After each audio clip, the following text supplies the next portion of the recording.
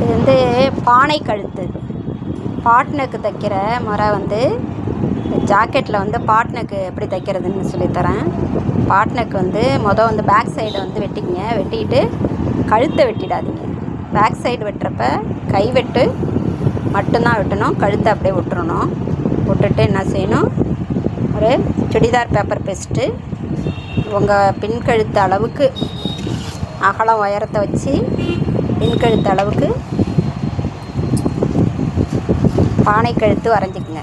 பானை கழுத்து வரையும் முறை இப்படி தான் வரைஞ்சிக்கிட்டு அதை தூக்கி பின்பக்கத்தில் வைக்கணும்.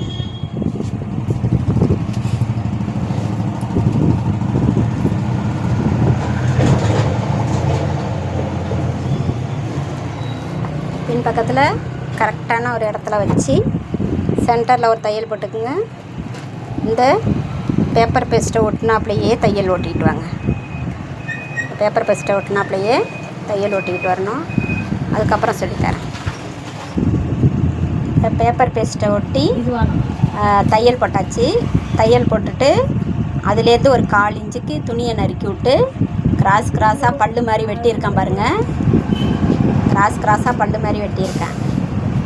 இதுக்கப்புறம் வந்துட்டு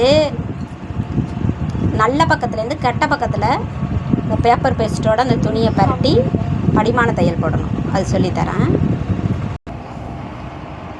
பானை கழுத்து தைச்சி முடிச்சாச்சு பாருங்கள். இதுக்கு மேலே நீங்கள் வந்து லேஸ் வச்சு தைக்கிறதா இருந்தாலும் தைக்கலாம், நாட்டு வச்சு தைக்கிறதா இருந்தாலும் தைக்கலாம். பாருங்கள் பானை கழுத்து எவ்வளோ அழகாக இருந்திருக்குதுன்ட்டு. பாட் நெக்.